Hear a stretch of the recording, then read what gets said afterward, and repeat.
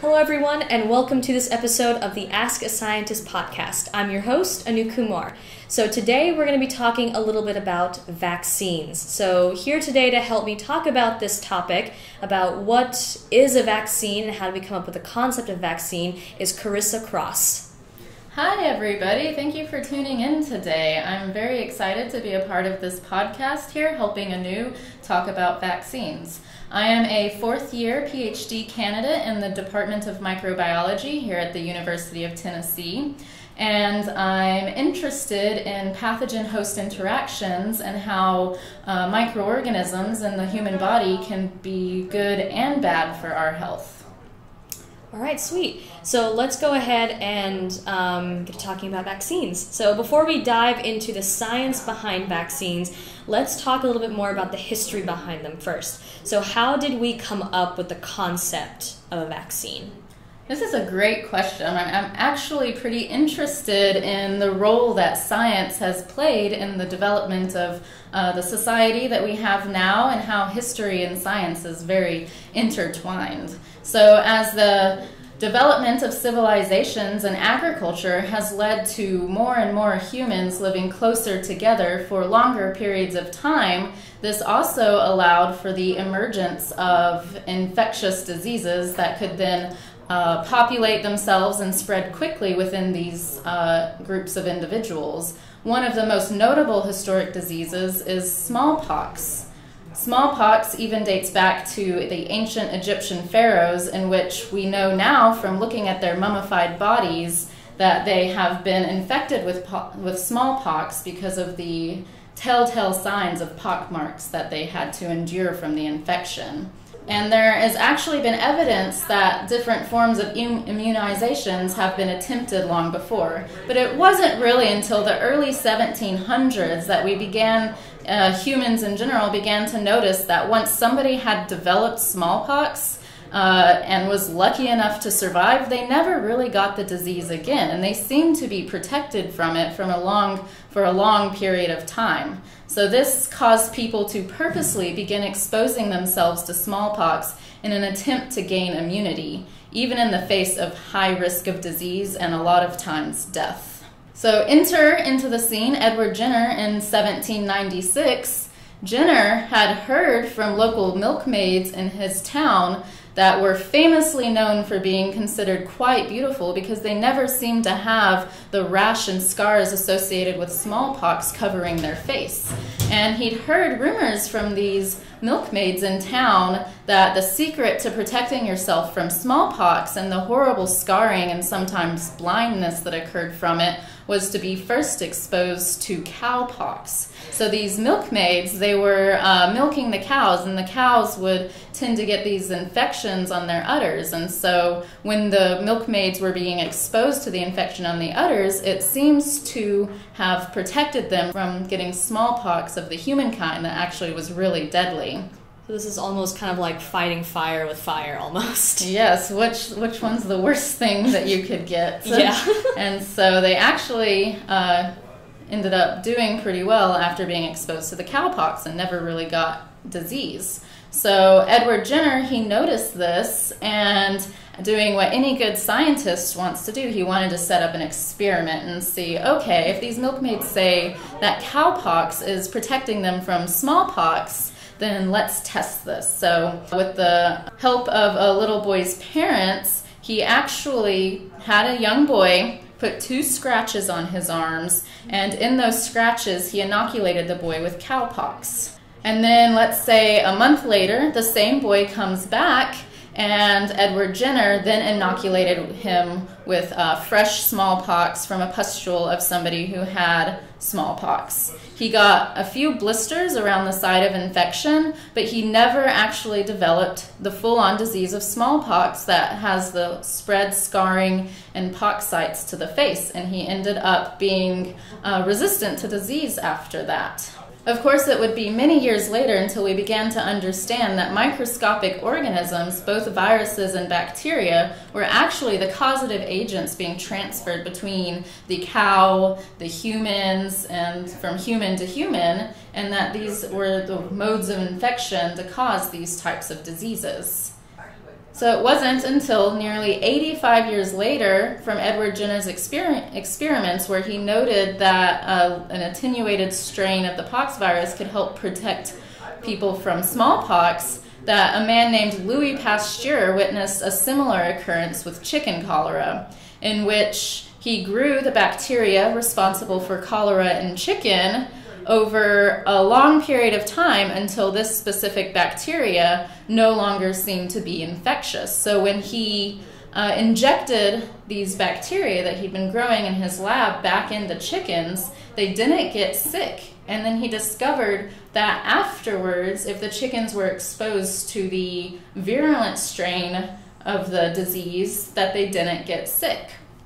So this is in chickens. However, Pasteur later proved that all of this held true with the development of his vaccine for anthrax. Anthrax is caused by a bacteria, and then he also showed this in a somewhat different way for a virus, for rabies.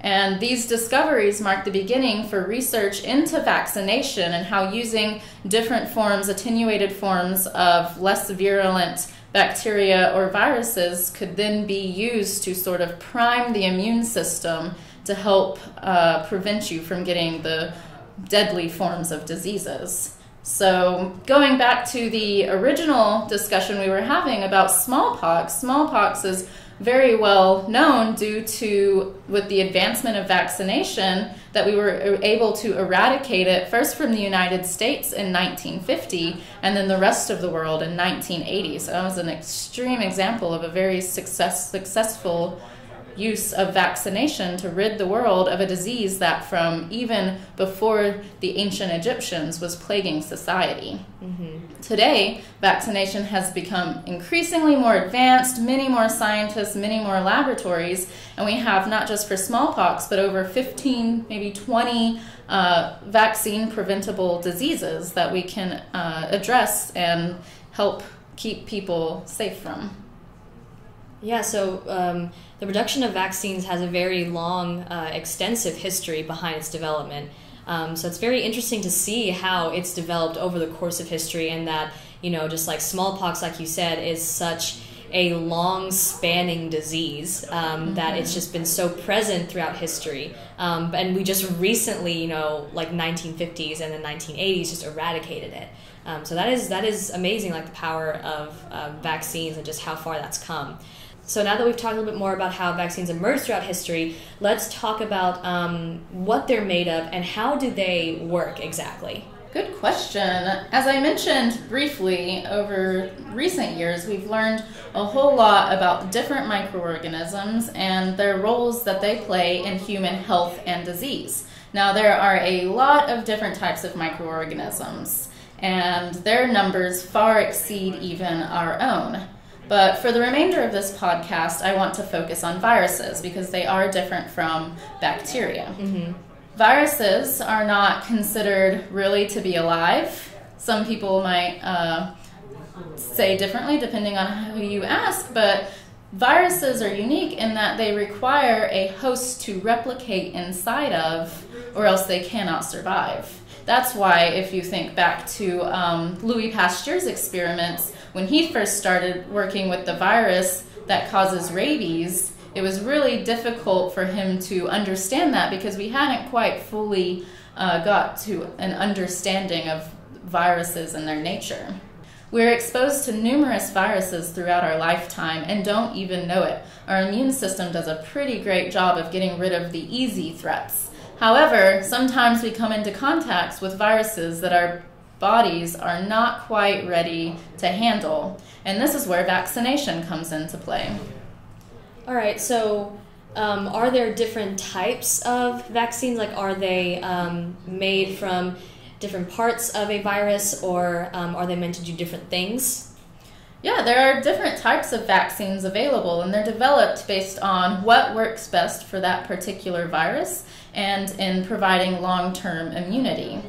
The idea behind being vaccinated for a disease is to first, in a controlled manner, sort of like what Jenner did with the cowpox, is to expose you to, and your body, to smaller numbers of less infectious viruses or viral material to prompt your body into developing an immune reaction against it.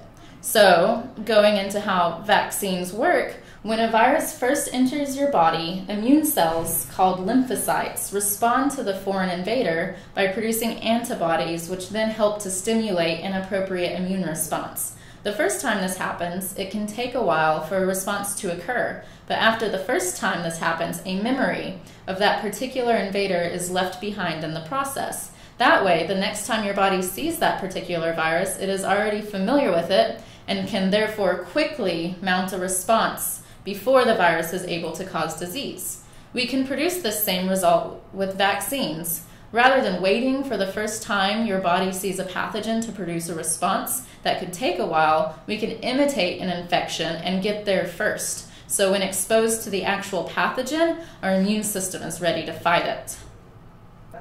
There are different types of vaccines based on what works best for different viruses. Remember, viruses, they're just as diverse, if not more diverse, than you or I. So one-size-fits-all vaccine does not work. The main types of vaccines, and there are 4 of them, 4 main types, include live attenuated vaccines, in which the material used within the vaccine to prompt an immune response by you is live virus that has been attenuated or made it to where it cannot successfully replicate and cause an infection in humans. There is also the inactivated killed vaccines, in which the material used to prompt the immune response is not able to replicate, and it's just an inactivated form of the virus. And then third, there's also subunit or conjugate vaccines that only contain pieces of the virus to help prompt an immune response to protect against. And lastly, which we won't talk too much about, is the toxoid vaccine. So certain bacteria can produce specific toxins that make you sick. And so these vaccines target those toxins rather than the bacteria themselves. So there's definitely this concept that we hear a lot about from like either side agreeing or disagreeing about a term called herd immunity. So I wanted to go ahead and touch on the topic of herd immunity. So that's the concept that if a high enough percentage of a population is resistant to a disease, the spread of the disease is restrained. Can you just talk a little bit more about that? Yeah, I can. When we first started this podcast, I brought up the topic that as agriculture has developed, people have stopped moving around and they've started living together in large populations. Since we've already addressed that viruses need their hosts in order to complete their infection cycle and be transmitted from person to person, it makes sense then that the more people that are around each other, the more instances a virus has of being transmitted and therefore passing the disease on to others. However, when enough people get vaccinated, this starts sort of building walls around the infected people where the viral transmission is stopped in its tracks. It has nowhere to go, no other host to continue its transmission path on. Mm-hmm. It's easy to drop your guard when you feel like not many people around you are getting sick or that everybody's getting vaccinated, so you can just maybe slack off for the year. However, it's your civic responsibility as a healthy individual to continue to stay up to date on your vaccinations. And this is because not everybody is able to be vaccinated. This could be primarily due to age. Maybe you're too young to receive certain vaccines, or due to being immune compromised, such as those who are suffering from HIV, AIDS, or cancer, and that they can't get the specific vaccines. And then additionally, there's some people with specific allergies, sometimes to, say, eggs, that are used in some steps of vaccine development that they can't have the certain vaccines that have gone through those development processes. So therefore, well, if you're upholding the herd immunity, that means you're inhibiting the virus's ability to transmit disease to those who cannot be vaccinated. And so therefore, you're helping them remain protected and not get sick. All right, yeah. So now this is probably like coming up on the topic that everyone's listening in for this episode for, which has been the current flu epidemic. So especially, I know here in East Tennessee, it's been pretty brutal. So I wanted us to just like touch on, why is this specific flu season possibly like worse than previous years? Oh yeah, definitely something that's been on everyone's mind here in East Tennessee recently. Yeah, so let's talk about the flu. As I mentioned previously, viruses are very diverse, and that's a trend that you've probably heard me say multiple times already. So the flu is caused by one specific virus, the influenza virus. The influenza virus is an RNA virus that has two distinct proteins on its surface that we can refer to as HA and NA, in which there are 16 variations of the HA protein and 9 variations of the NA protein. Between these two proteins and all of their variations, not only are viruses diverse, but with this example of the influenza virus, we see a lot of diversity just within this particular type of virus.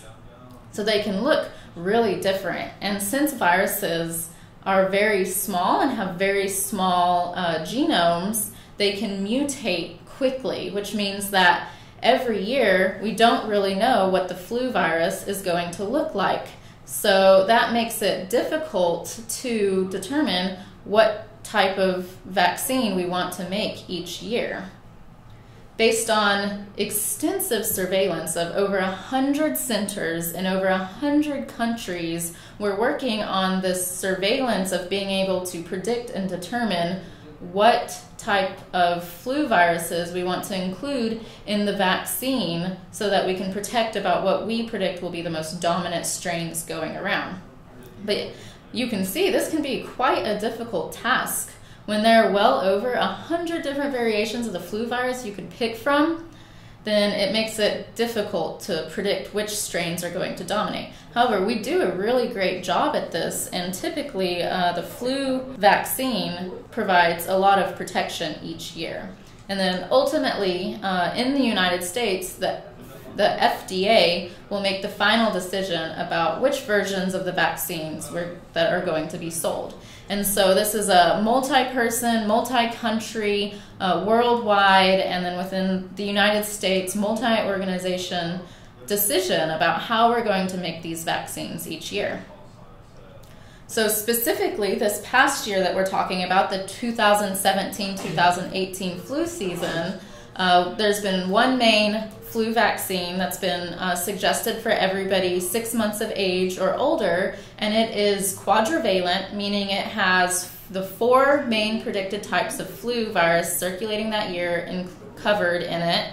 The flu vaccine this year is a quadrivalent, meaning it protects against the 4 main predicted types of flu circulating this year, inactivated vaccine. Some of the other types of vaccines offered has also been the live attenuated, the recombinant type, meaning that the antigenic proteins that I discussed previously are expressed separate from this particular virus, or some of the vaccines include an adjuvant or an immunological agent that helps stimulate a robust immune response and make sure that you're getting the full effect of the vaccine. The quadrivalent vaccine offered this year that I mentioned is approved for children 6 months of age or older. So going back to this herd immunity idea, if you're over 6 months of age and vaccinated for the flu, you're actually doing your job to protecting babies under 6 months old of age who can't get the flu vaccine.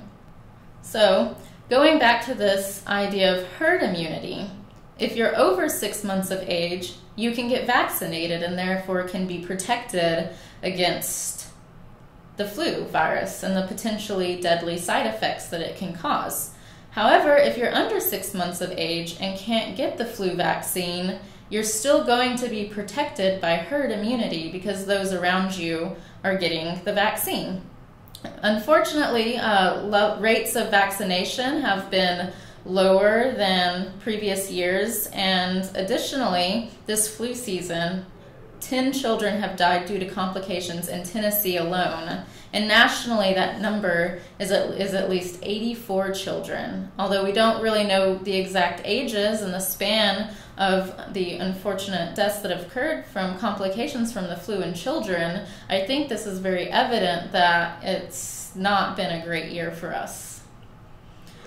Although the flu vaccine being offered this year has been, as some people have heard, less effective, it's still getting the flu vaccine has reduced the risk of needing medical attention relating to the flu by 36%. All right, so yeah, especially going off of the statistics of the child death, the child deaths, I think that's what it is, the child deaths for the flu season, which is really a gruesome number no matter like what the number is.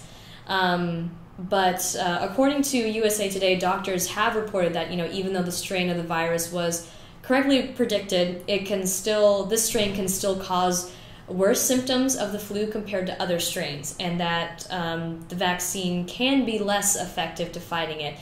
So can you just talk a little bit more about like why that may be less effective? We've heard this going around. The flu vaccine this year isn't working that great, but that's not entirely true. It's a little bit true, but I'll tell you the details about why this is so and why we're hearing these things. The main reason why the vaccine has been considered less effective this year is because of the different variations of the influenza virus that have emerged this season. So we've hit on viruses are diverse. Influenza virus has many different strains and forms that it can take, and the vaccine being offered this year is quadrivalent, meaning that it protects against the 4 main strains. So there are multiple strains of influenza going around this year, and the most dominant one that we've seen emerge is not as effective of the protection that it's offering, or the effectiveness is only about 25%. But remember, there's other strains of the virus that are protected for in the vaccine, and the other ones are offering greater than 40 to 67% protection. So a person can get more than one strain of flu as the season progresses. Therefore, some protection is better than none. So even though we are near the end of February, early March, these different strains could become more dominant. Maybe we see this dominant one now sort of drop and then increase in the other strains. So if you get your flu vaccine now, you could still be protecting against other strains that could still emerge. So it's never too late to get your flu shot. Right, of course. So what are some ways that the flu can be transmitted? So the flu can be transmitted in 3 main ways.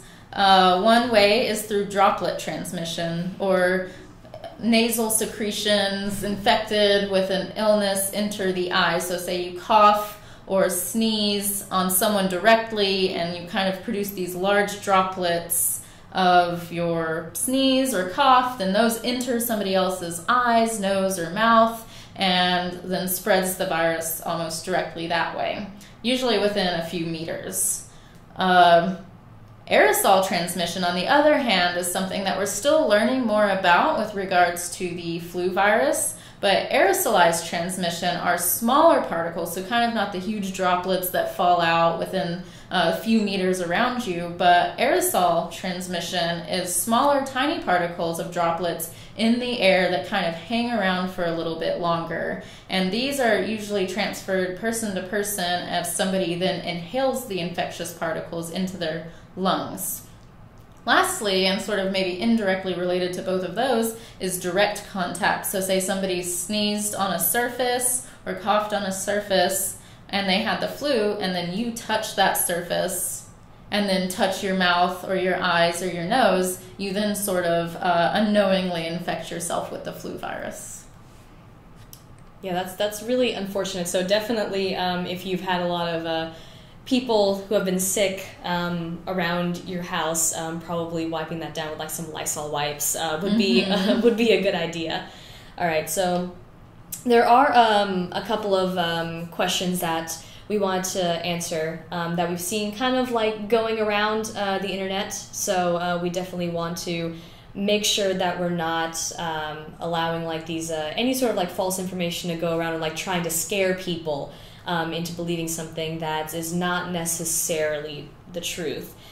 So our first question that we have is, do vaccines compromise immunity? And is there a difference between prior vaccination and prior immunity? Right, so there is a difference between vaccination and immunization. So vaccination is when the vaccine is actually administered.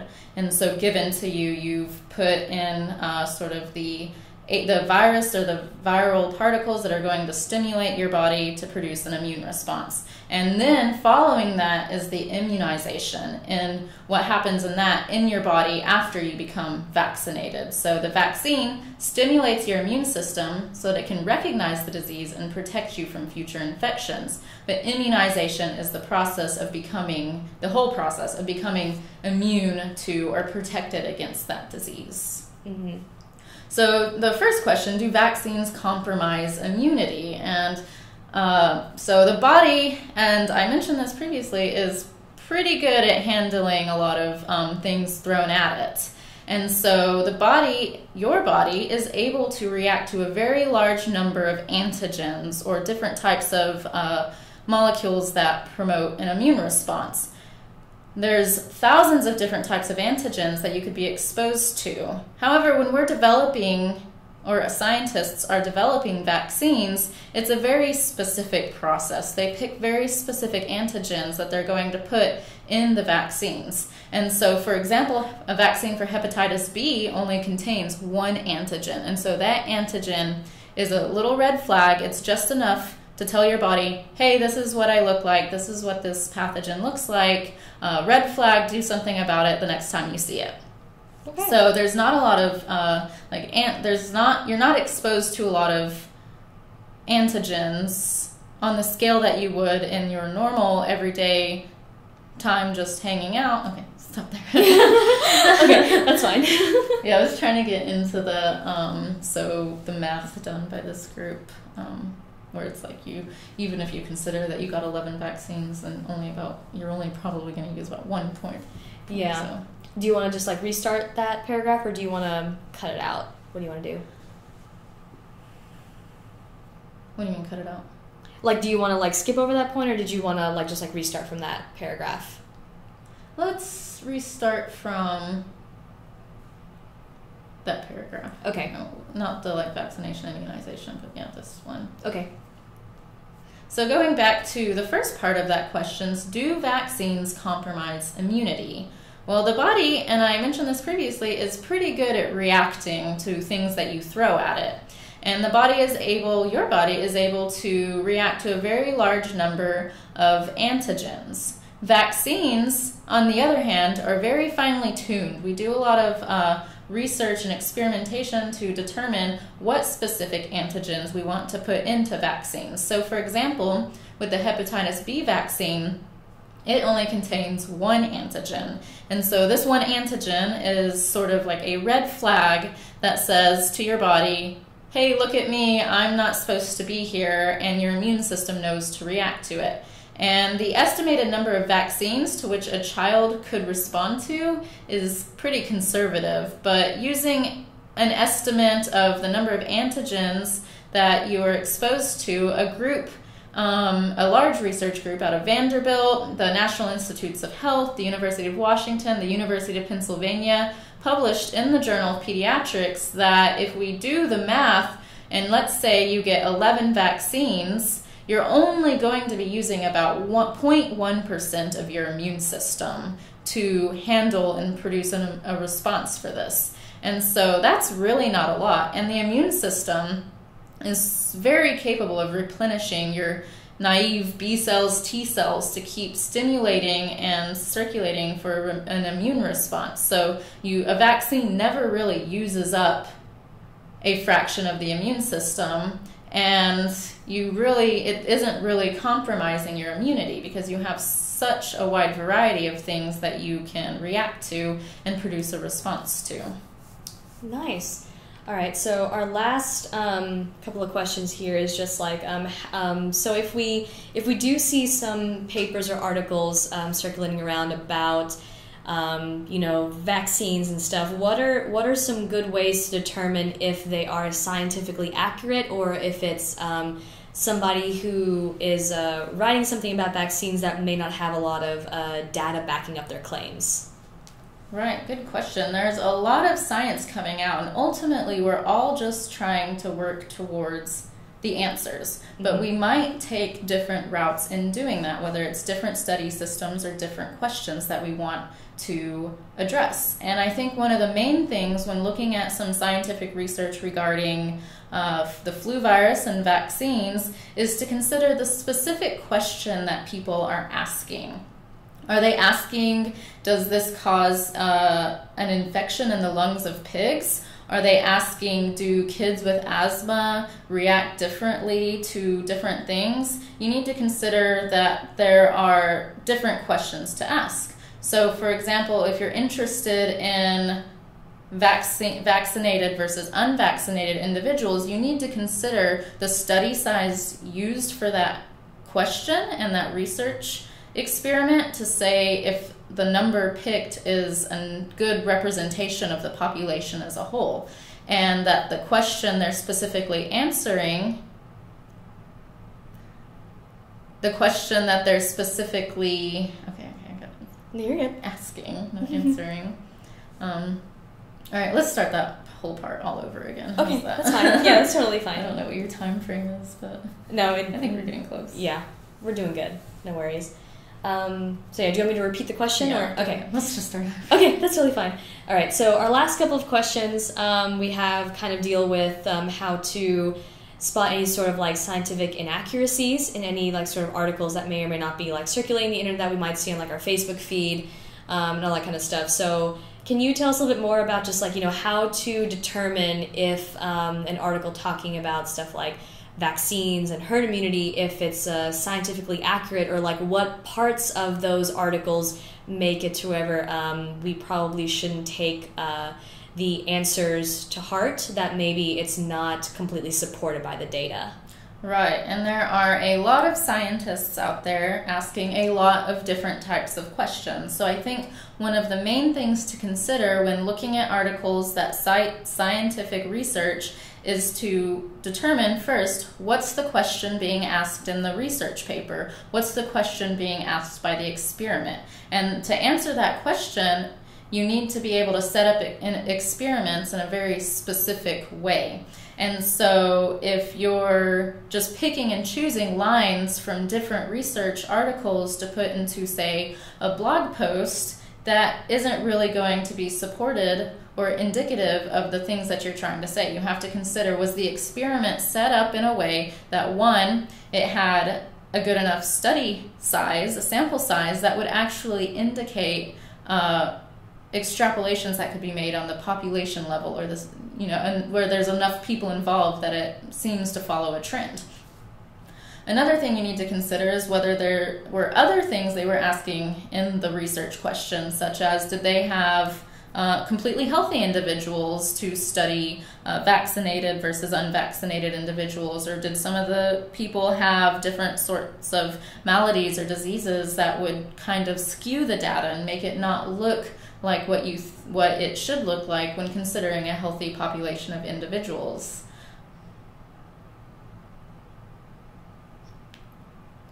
You also need to consider multiple lines of evidence. For example, if it's one paper saying one thing and they haven't cited anybody else who might suspect the same thing or done follow-up studies, then you need to take it with a grain of salt until there has been enough time for researchers to sort of come together, review their literature, and come to a conclusion based on these findings.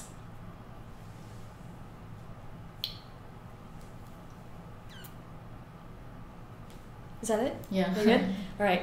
Awesome. Yeah, so that was a lot of information packed into just one episode, but it was very, very good to know. Definitely very relevant to the flu epidemic that we're still kind of like seeing the tail end of, especially in Tennessee. I'm sure other states are dealing with the same thing as well. So first of all, I just want to thank you, Carissa, for coming on and just informing us about all these different things about vaccines, about the flu virus. I know I definitely learned a lot, so I can really say that, like, I feel like our listeners have definitely learned a lot from this podcast as well. So yeah, that concludes this episode of the Ask a Scientist podcast. So if you like what you heard, definitely subscribe to the Daily Beacon on SoundCloud, iTunes, or your stock podcast app, and look back for episodes every other week.